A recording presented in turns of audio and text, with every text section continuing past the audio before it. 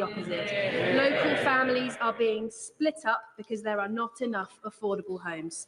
Can I welcome this government's plans to turbocharge the delivery of social and affordable housing, including through the new National Housing Bank, and ask my right honourable friend to confirm that this government will finally give my constituents the security that they deserve? Deputy Prime Minister. Mr. Speaker, she's absolutely right to talk about the 14 years of failure by the Conservatives. Labour's turning the tide on the housing crisis, and I'm proud to announce today our commitment to establish a new publicly owned National Housing Bank backed by £16 billion of new finance. This includes £2.5 billion, Mr. Speaker, in low-interest loans for social housing to help achieve the biggest uplift to social and affordable housing in a generation. Shadow Home Secretary Grenfell. Thank you, Mr. Speaker. I associate myself with the Deputy Prime Minister's remarks about the tragic air crash in India and, of course, what she said about our dear colleagues Joe Cox and Sir David Amess. I also join her in calling for de-escalation between Israel and Iran, while noting everything possible must be done to stop Iran getting a nuclear weapon. Yesterday, the Leader of the Opposition and I met with survivors and family members of the rape gang scandal: Fiona, Teresa, Lucia and Marlon. They told us how authorities deliberately covered up the systematic rape of young girls and some boys by gangs of predominantly Pakistani heritage men. They covered it up because they cared more about so-called community relations than about protecting vulnerable girls. That is disgusting. The survivors told us they will only have confidence in an inquiry if it is independently led, has full statutory powers, covers all 50 towns affected, including Bradford, if those who covered this up are prosecuted, if foreign perpetrators are all deported, if survivors are closely involved, and if it is set up before the summer recess. Can the Deputy Prime Minister give the survivors and their families those assurances? Deputy Prime Minister. Well, Mr. Speaker, first of all, can I thank him for his tone and putting the survivors and victims at the heart of his question here today. I think it's absolutely right that we all look at what's happened over the last couple of decades, the countless reports that we've had, and we look to implement that. He's absolutely right to also talk about the confidence people must have in that independent inquiry. And the member that my friend, the Shadow Home Secretary, spoke about that earlier this week in regards to Baroness Casey's report. So we will take that forward at speed, Mr. Speaker. It will be independent, it will have statutory powers, and we will implement the J report, which was he will have known about as the Shadow Minister in charge, the Minister in charge at the time, and we'll get on with taking the action. I hope members of his party will take his tone in making sure the whole House put the victims first and we all work together to get to the bottom of it. Well, I thank the Deputy Prime Minister for her answer. It is vital that scandals like this are never again covered up because of the racial background of perpetrators. And Baroness Casey's report said people who downplay the ethnic dimension are letting victims down, to use her words.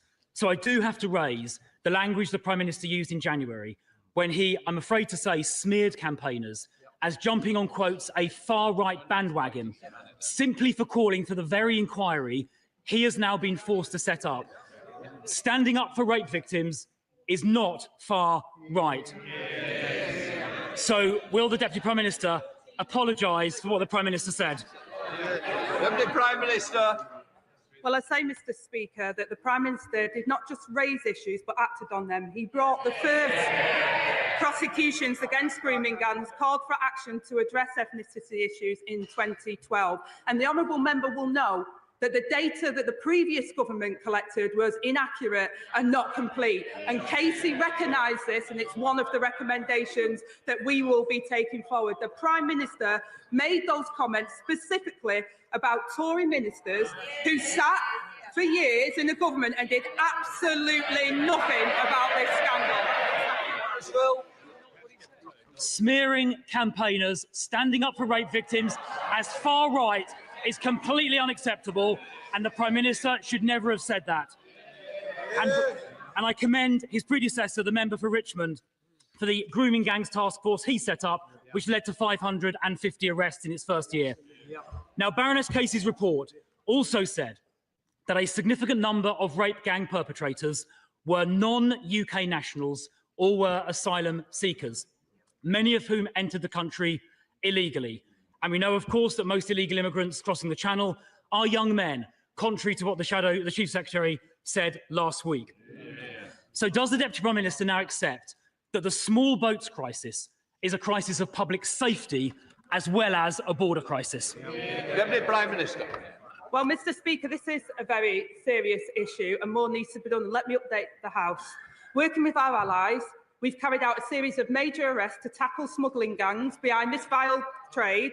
In the past month, a ringleader that smuggled almost 4,000 migrants has been jailed for 25 years.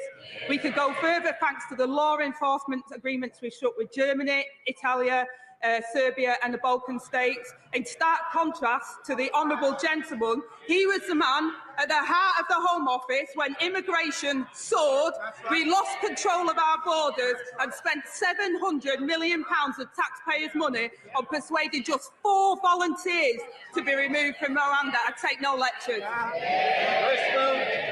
If she wants to find out who's lost control of our borders, I suggest she looks to her immediate right. Because ever since the Home Secretary scrapped the Rwanda deterrent before it even started, illegal immigration across the Channel has gone up by over 30%.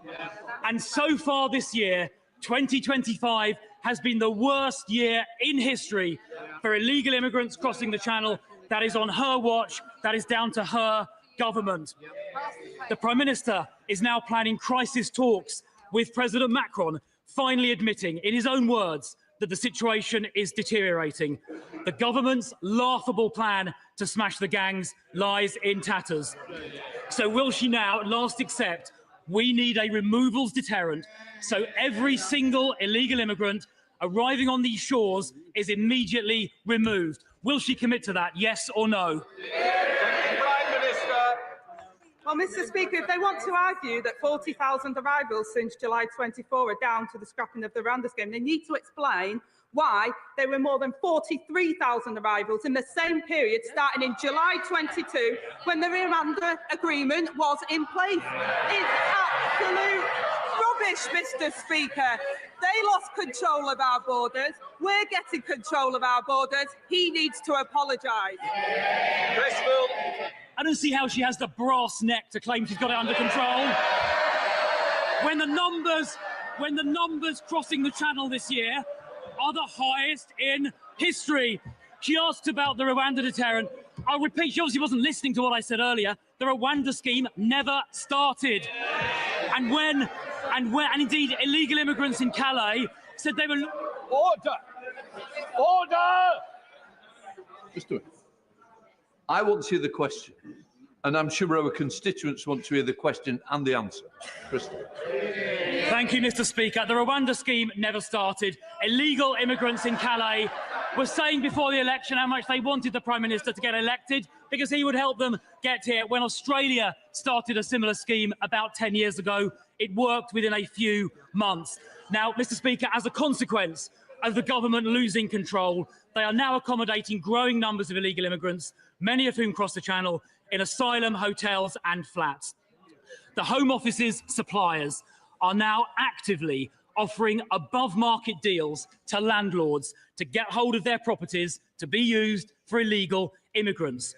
In the meantime, hard-pressed young people here are unable to rent or buy. So why is this government prioritising housing for illegal immigrants above housing for our young people? So again, Mr. Speaker, I gently say to the right honourable member opposite that under their watch, immigration increased fourfold until it reached almost 1 million in a single year.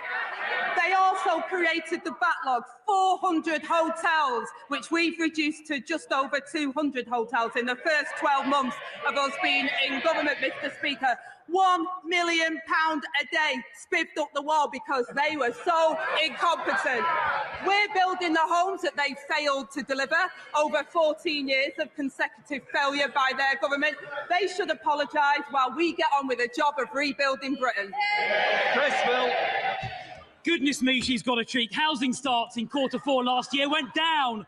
Her mission to rebuild Britain is not going very well. She talks about asylum hotels. She obviously hasn't looked at the most recent numbers. The number of people in asylum hotels was higher in March this year than it was at the time of the last election. And she gave no answer about the priority being given to illegal immigrants over people living here already. Now, Mr. Speaker, a Zimbabwean paedophile due for deportation was recently allowed to stay in the UK because a court found he might face, quote, some hostility back in Zimbabwe, apparently breaching his Article 3 rights.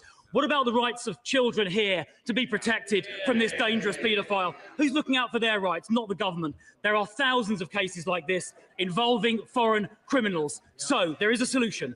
We need to scrap the Human Rights Act for immigration matters so this sovereign parliament decides on the law our courts apply. But her party voted against that. So I have a simple question. Why did the government side with foreign criminals and not the British public? Deputy Prime Minister. Well, again, Mr. Speaker, they had 14 years of failure on these issues. We've also included 4,500 foreign national offenders that have been deported since we came into office, Mr. Speaker, more than they did in the same period. I take no lectures from the Johnny-come-lately who couldn't do anything when he was in office. And Elise Midgley. Mr. Speaker, last Saturday marked 8 years since Grenfell. 8 years fighting for justice. The Hillsborough families, including Margaret Aspinall from Huyton, have campaigned for 36 years for the Hillsborough law. Decades. So can the Deputy Prime Minister tell me today, will this Labour government bring forward the Hillsborough law without delay? Will it honour the promises made to victims of state cover-ups? And will it finally deliver justice for the 97? Deputy Prime Minister. Thank you, Mr. Speaker, and I thank my honourable friend for her question and for the work with campaigners like Margaret in their fight for justice and for mentioning Grenfell, which, of course, with the 8th anniversary was not so long ago. We remain fully committed to bringing in a Hillsborough law. The state has failed victims and their families too many times in the past, and that is precisely why our focus is now on getting the legislation right. I can assure her that measures will be brought forward as soon as we're confident that they will deliver, Mr. Speaker, the justice victims deserve, and we want to do this at pace. Daisy Cooper, Deputy Leader of the Liberal Democrats. Thank you, Mr. Speaker. On behalf of my party, may I associate myself with the Deputy Prime Minister's remarks about the Air India crash. And in a week when we remember the murder of Joe Cox and David Amos, our party's thoughts are with their friends and families and all those in this House who lost their beloved friends. We also remember those who died in Grenfell tragedy. Mr. Speaker, in 2003, we Liberal Democrats were incredibly proud to lead the campaign against the Iraq War, a war in which the UK blindly followed the US in a move which was not backed by the United Nations. In light of reports that President Trump is seriously considering joining the war between Israel and Iran, launching a US strike against Iran's nuclear facilities, can the Deputy Prime Minister confirm that if President Trump does do this, that today's Labour government will not blindly follow the US into war again? Deputy Prime Minister.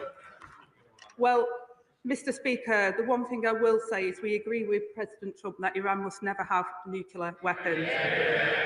But we've been consistent in urging Iran to engage in the diplomatic process and work with the United States, and we continue to support that diplomatic approach. Daisy Cooper.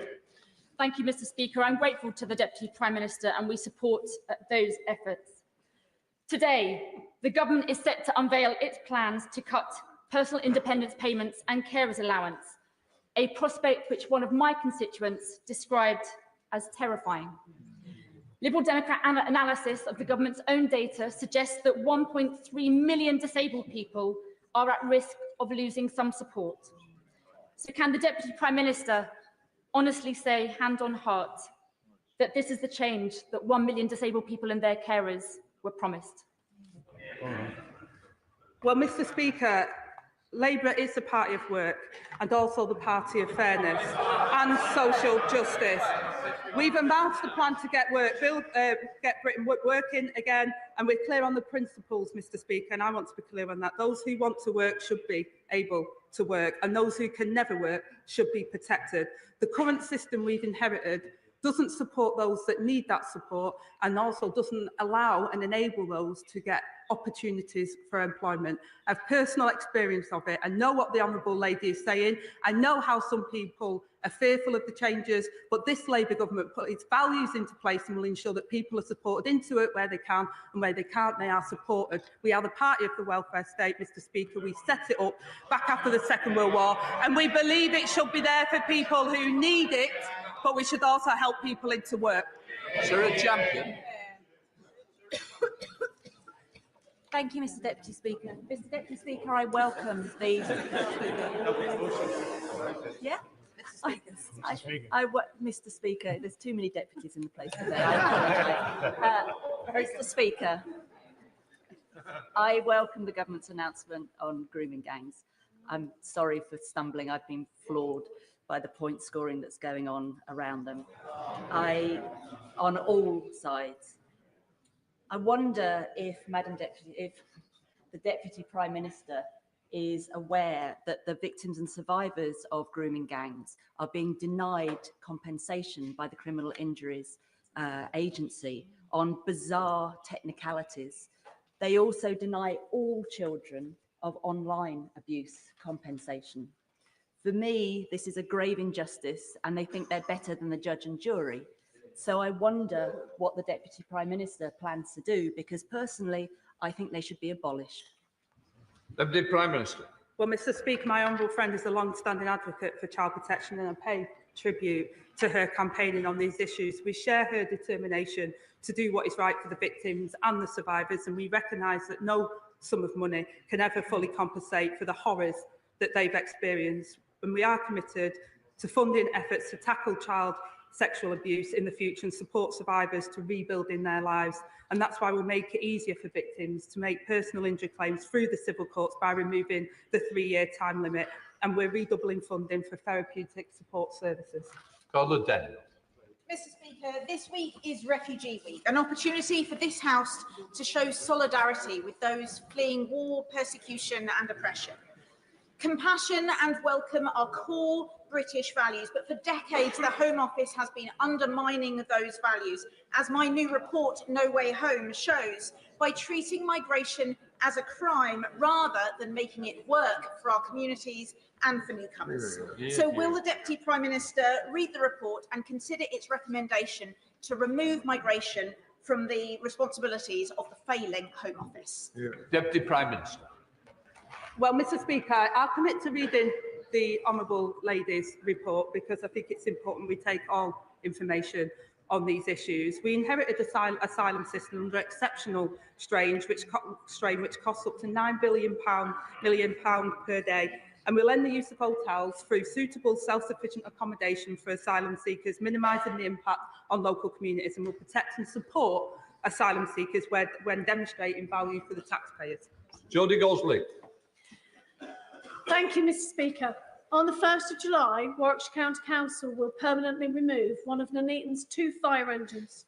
Their decision is based on dubious data that does not accurately represent the current risk to residents, without accounting for local factors such as high deprivation. The cuts will put Nuneaton's lives in danger. Will the Deputy Prime Minister please look into this matter to confirm there has been sufficient scrutiny and a thorough risk analysis to ensure safety for the good residents of Nuneaton? Deputy Prime Minister. Well, I thank my honourable friend for raising this important issue. I know that the Fire Minister would be happy to discuss this further, and I'm committed to ensuring fire and rescue services across the country have the resources that they need to keep communities safe. The deployment of fire engines, though, is decided locally. So this really is a question for Warwickshire County Council, now led by Reform. So the member for Clacton should have a word with his county councillors in Nuneaton and get them to explain why Reform are cutting fire services. English on. Mr. Speaker, I remember when the Deputy Prime Minister was a fierce critic of austerity and a proud champion for the disabled. But today, her government is introducing its £5 billion disability cuts bill, which will push another 250,000 people into poverty. Does she agree that everyone has the right to oppose such devastating cuts? So is it the Prime Minister's intention to remove the whip from any Labour MP who does the right thing and votes against these disability cuts? Yeah. Deputy Prime Minister. Well, I gently say to the honourable member that we've given, he talks about austerity, we've given the biggest amount of increase to Scotland. And I've covered this point in an earlier question, Mr. Speaker. We're absolutely committed to ending child poverty. We've already introduced free school meals. We're already supporting families. We've given a living wage rise to over millions of workers that need it. We're getting on the job, Mr. Speaker, of rebuilding Britain. He's had decades of failure under Scotland. They deserve better. Jonathan Davis. Thank you, Mr. Speaker. Derbyshire's Derwent Valley is the home of the Industrial Revolution, and it is also now a UNESCO World Heritage Site. That community showed a Victorian sense of purpose, which delivered improvements to people's everyday lives. So can my right honourable friend set out how the government's £39 billion investment in housing will instil that same drive while maintaining the unique character of the East Midlands' only UNESCO World Heritage Site? Deputy Prime Minister. Well, I thank my honourable friend for his question. I know he's a champion for regeneration across his constituency, and he's working hard to get homes built in his patch for his constituents. Our plan for change will deliver the biggest boost in investment in social and affordable housing in a generation. And for the first time in recent memory, Mr. Speaker, we will give providers in his constituency a decade of certainty over the capital funding to build ambitious housing projects that honour Derbyshire's history. Timothy. Thank you, Mr. Speaker. The Home Secretary says we should judge her success in smashing the gangs by whether the number of channel crossings falls. But under this government, the numbers are up by more than 30%. Yep. So by which date should we judge the Home Secretary? And if she fails, will she be fired? Deputy Prime Minister. Mr. Speaker, they continually vote against the measures that we're taking to smash the gangs. We're getting on with the job, Mr. Speaker, working internationally to disrupt the abhorrent work of these smugglers and gangs, while he harps on from the sideline. He should apologise for their record in government, which was abysmal. Mr. Speaker, since becoming an MP, I've received thousands of pieces of casework from constituents who are stuck on social housing waiting lists. I've recently had an email from a woman with severe mobility issues, effectively trapped in her front room while she waits and waits for suitable social housing. Even when a home becomes available, she'll be forced to compete with other residents because there simply aren't enough affordable options. What will this new funding, the recent funding announced by the government, mean for my constituent and others like her who have already waited too long for a decent home? Deputy Prime Minister. Well, I thank my honourable friend, Mr. Speaker, for highlighting the case, because it's not an isolated case. We inherited a really dire situation, and there's far too many people that don't have a safe and secure home that meets their needs. My right honourable friend, the Chancellor's announced a record funding, almost double the level provided by the previous government, who ended up handing back the cash for social and affordable homes, and Labour's plan for change, renewing our country and investing in Britain's future. Other House, Sir Edward Lee. When the government, quite rightly, gives full and unequivocal support to Israel in its bid to end the scourge of Iran's nuclear weapons program forever, will the government also work with our allies to try and convince the Israeli government that it's not in the long-term security interests of Israel to carry on with this policy of illegal settlements in the West Bank, which is simply leading to radicalization and desperation throughout the region? Have not the overwhelming majority of Palestinian people have the right to yearn for peace and security in their own homeland, as the Jews yearn for their homeland for 2,000 years? Deputy Prime Minister. Mr. Speaker, I thank the father of the House for his important question. Settler violence and expansion in the West Bank is appalling and completely unacceptable. Alongside our allies, we have sanctioned individuals responsible for inciting this extremist action, but a two-state solution is the only way to bring peace that the Israelis and the Palestinians deserve, and this is only achievable if the hostages are released, aid surged into Gaza and the ceasefire is restored, and we'll do everything we can to make that happen. Kane. Thank you, Mr. Speaker. In Scotland, over 10,000 children are stuck in temporary accommodation, including many in my constituency of Stirling and Strathallan. Too many families facing soaring rents, long waiting lists and dwindling options. It's just one of so many policy failings that we're all losing count and losing patience as public confidence in the SNP ability to govern collapses. What advice would she have for the Scottish SNP government as they continue to preside over a chronic failure to invest in the social and affordable housing Scotland so desperately needs? Well, my honourable friend is right, Mr. Speaker. Homeless levels are far too high, which has a devastating impact on those affected. Under the SNP, 10,000 children in Scotland shamefully have no fixed home to call their own, a record high. Our decisions have given Scotland a record settlement and the largest since devolution. We saw in Hamilton, Mr. Speaker, how Scots are fed up with the SNP's excuses. They've been in power for nearly 2 decades and have nowhere left to hide from their failure. And Davies. Mr. Safarydd, Welsh farmers are taking hit after hit, from Tory trade deals to Labour taxes. And now on top of that, blue tongue restrictions affecting Wales and England will hamper cross-border trade. Over 550 farms on the border and key livestock markets rely on summer trading. Once in a year, opportunities like the Royal Welsh Show are crucial, and the disruption will be devastating. So will the Deputy Prime Minister commit to working with Welsh Government on a scheme to compensate for the losses? Deputy Prime Minister. Well, I gently say to the honourable member, you don't deliver for Wales by voting against an extra £1.6 billion for public services like I did at the Senate. We will be making sure that we support Wales and support Welsh farmers, and we'll continue to do that as a UK government. Andrew Betts.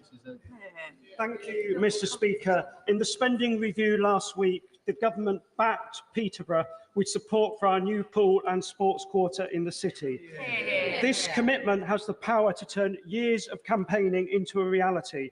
But that's not all. The government has also recently approved the business case for our new station and given us new police. So can I ask the Deputy Prime Minister, does she agree that this is just the start, and that places like Peterborough that were forgotten for too long by the party opposite are now top of this Labour government's agenda?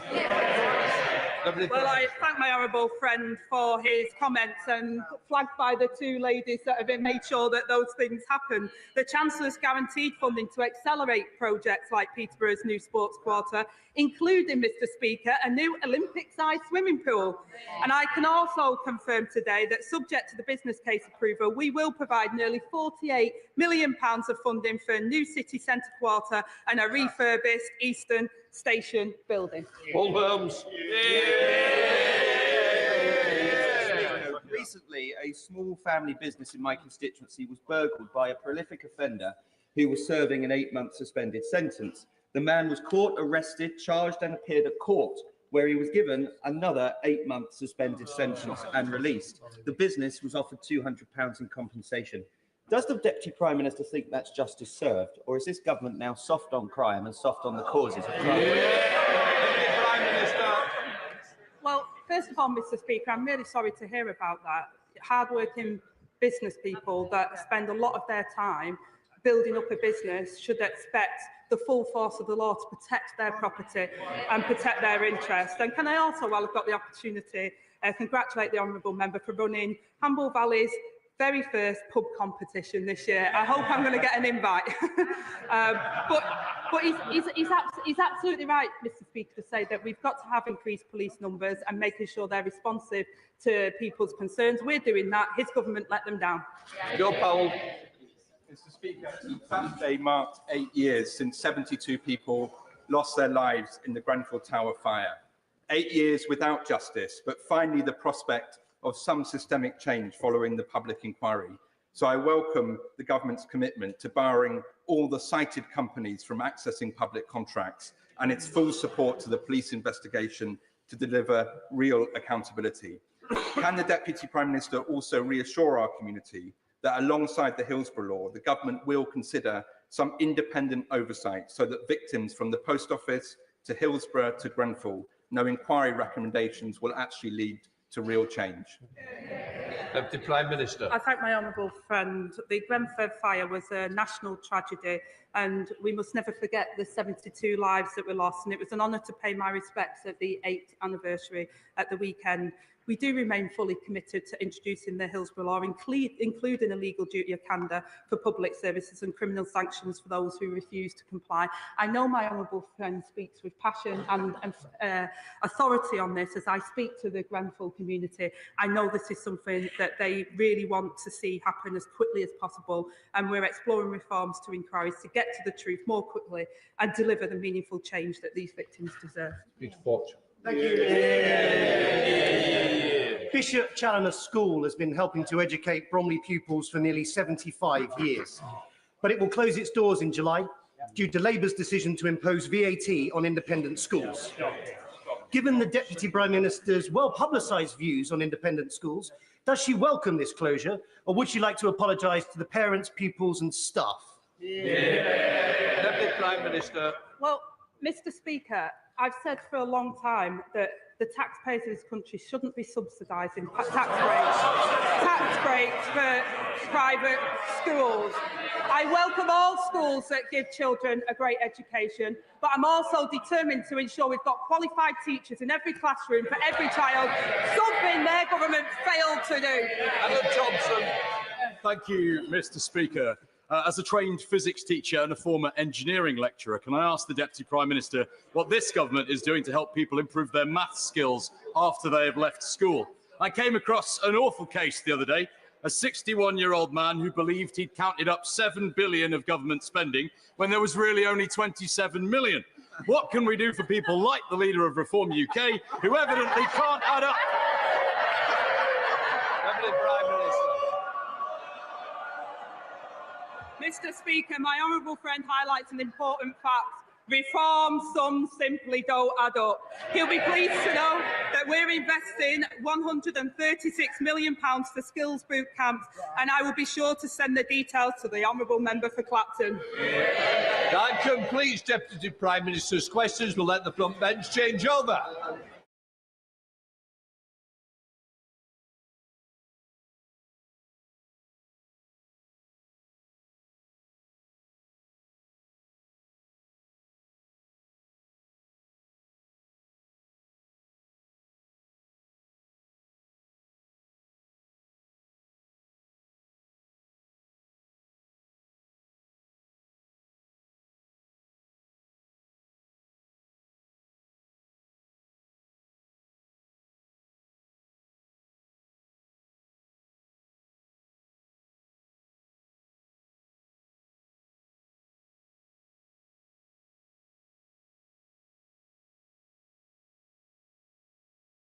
Now come to the statement.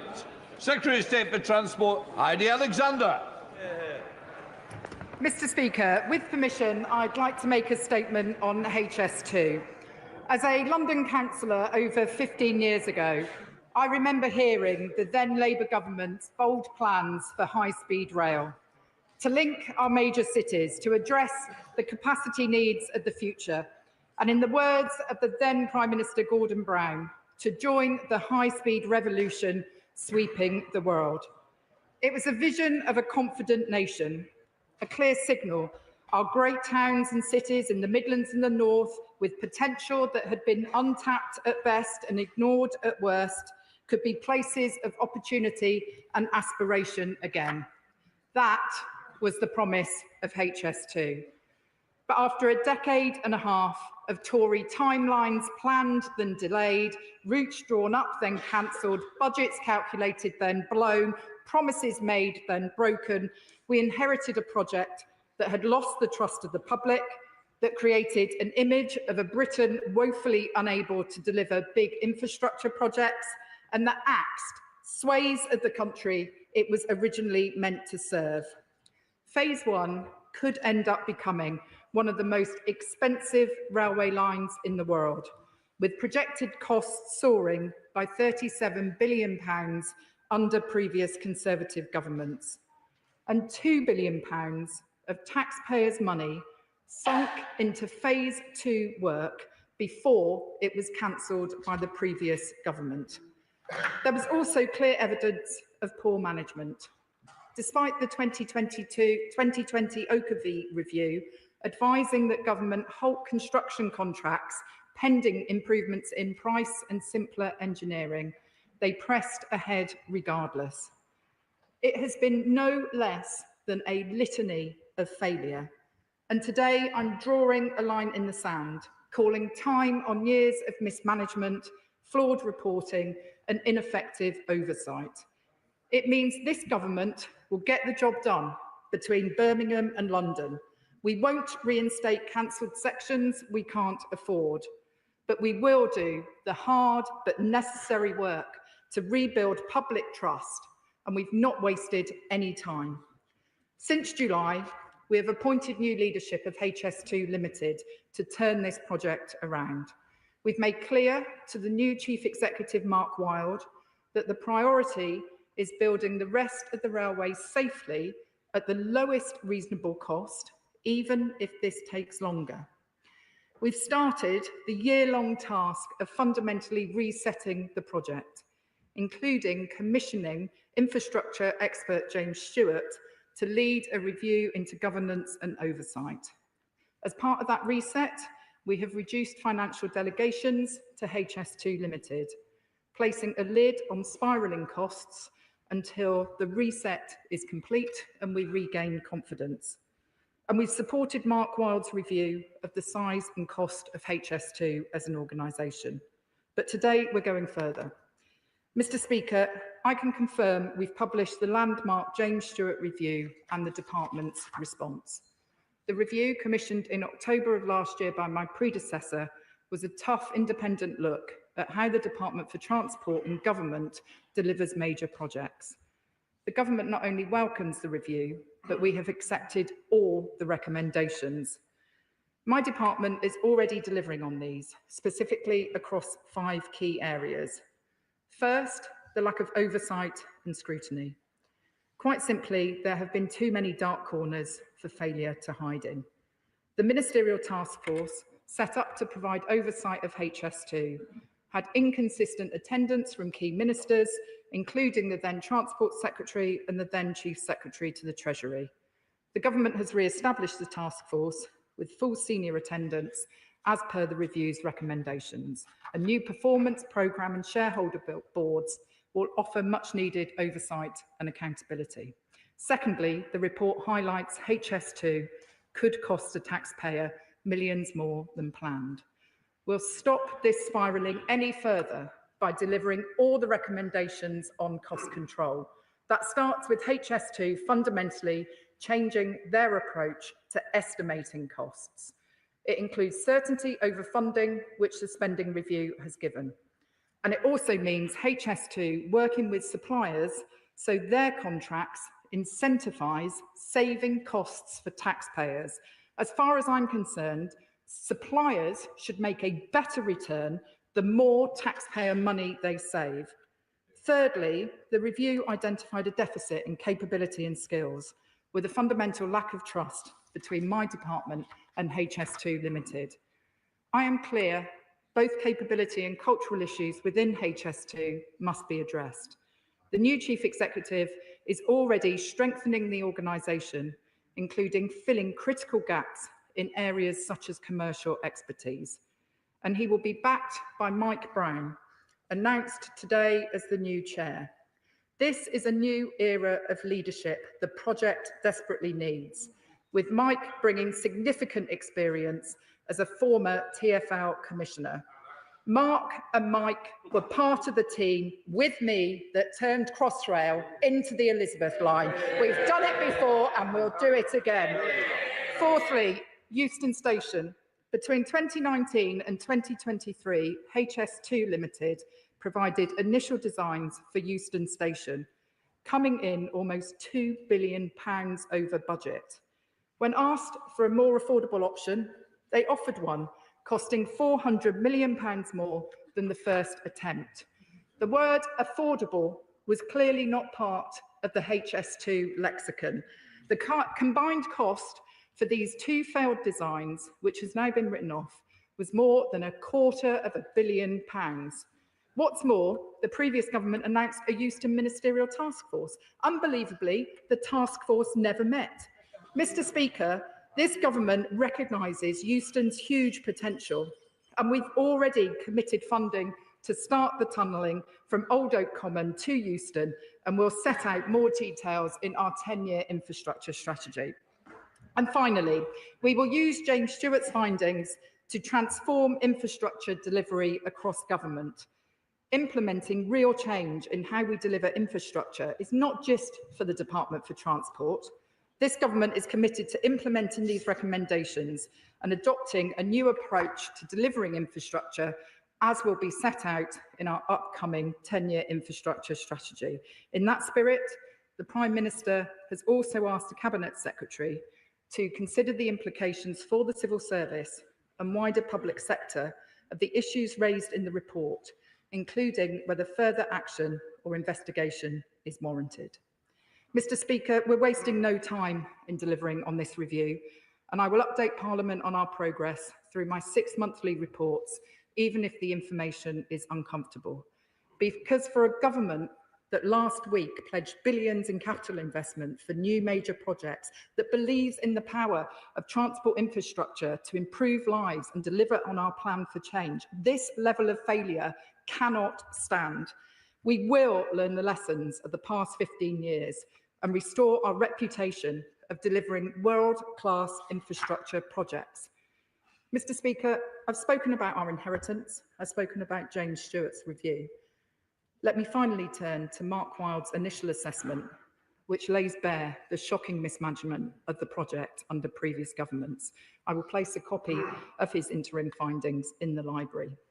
He stated in no uncertain terms, the overall project with respect to cost, schedule and scope is unsustainable. Based on his advice, I see no route by which trains can be running by 2033 as planned. He reveals costs will continue to increase if not taken in hand, further outstripping the budget set by the previous government. And he cannot be certain that all cost pressures have yet been identified. Mr. Speaker, it gives me no pleasure to deliver news like this. Billions of pounds of taxpayers' money has been wasted by constant scope changes, ineffective contracts and bad management. There are also allegations that parts of the supply chain have been defrauding taxpayers, and I have been clear these need to be investigated rapidly and rigorously. If fraud is proven, the consequences will be felt by all involved. Mr. Speaker, I have to be honest, it's an appalling mess, but it's one we will sort out. We need to set targets which we can confidently deliver, that the public can trust, and that will take time. But rest assured, where there are inefficiencies, we will root them out. Where further ministerial interventions are needed, I will make them without fear or favour. HS2 will finally start delivering on our watch. Mr. Speaker, years of mismanagement and neglect have turned HS2 into a shadow of that vision put forward 15 years ago. But this government was elected on a mandate to restore trust to our politics. That's why we won't shirk away from this challenge and why today we turn the page on infrastructure failures. I can think of no better mission than delivering new economic opportunities, new homes and commercial regeneration of an upskilled supply chain, all of which HS2 can still unlock. But no one should underestimate the scale of the reset required. Passengers and taxpayers deserve new railways the country can be proud of. The work to get HS2 back on track is firmly underway under this government, and I commend this statement to the House. State Gareth Bacon. Thank you, Mr. Speaker. I'd like to thank the Secretary of State for her statement today and for updating the House on the initial findings of the HS2 reviews, and I thank her as well for advance notice and copy of it. On the substance of the Secretary of State's statement, I believe there is broad consensus in this House today on the central point, which is that mistakes were made in the delivery of HS2.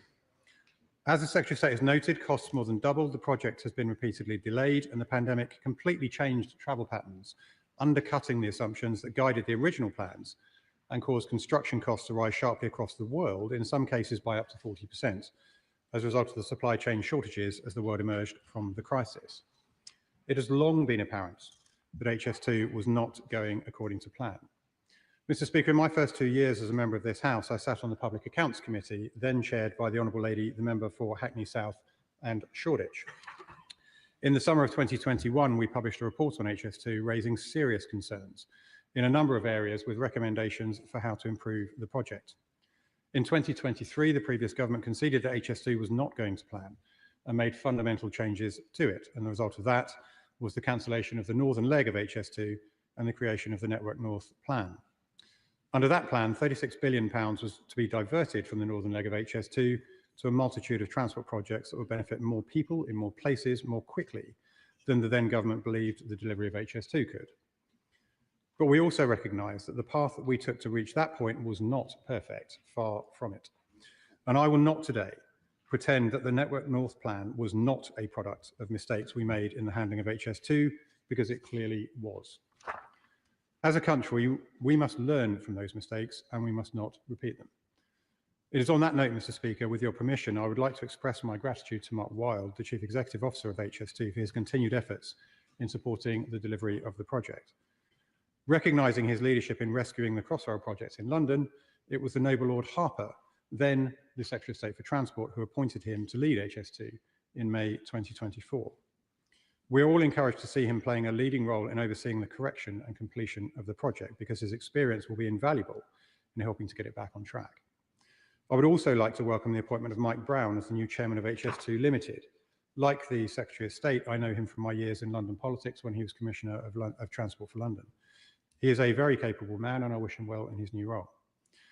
The Secretary of State has informed the House of her intention to accept 89 recommendations from the independent review into HS2. I've not yet seen a copy of this report, which I believe is being released today. While we will need to study these proposals carefully before confirming our support for them, I can assure her that if they offer better value for taxpayers, we will back them. Finally, the Secretary of State has raised very serious concerns that taxpayers may have been defrauded by subcontractors. I would like to assure her that if that proves to be the case, I will share her anger and will support whatever action is necessary to get to the bottom of these allegations. I would request that she keeps the House informed as HS2 and HMRC's investigations progress. In closing, Mr. Speaker, I would like to press the Secretary of State on a number of matters. In recent weeks, several projects have been announced by the government that are either funded by Network North or align with its commitments. However, we have yet to see a clear government commitment to either fully support the Network North plan or to scale it back. So can the Secretary of State now provide a definitive update on which elements will proceed and which will be abandoned? It has been reported that officials are considering a plan backed by the Mayor of Greater Manchester to build, and I quote, an HS2 light track between Birmingham and Crewe. Will she confirm if these reports are true? I would like to conclude by turning to the planning system more generally. The whole House will recall that HS2 grappled with legal challenges, High Court proceedings and judicial reviews, all of which added delay and cost. What assessment has the Secretary of State made of the extent to which legal challenges and judicial reviews delayed the delivery of HS2? How can future infrastructure projects be protected from excessive or politically motivated litigation?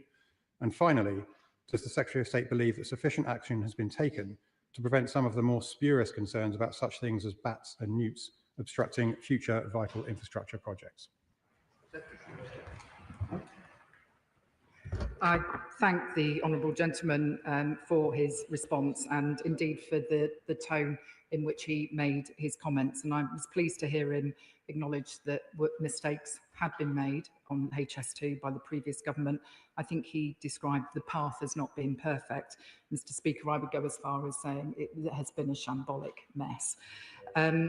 He did strike a sombre note in his remarks.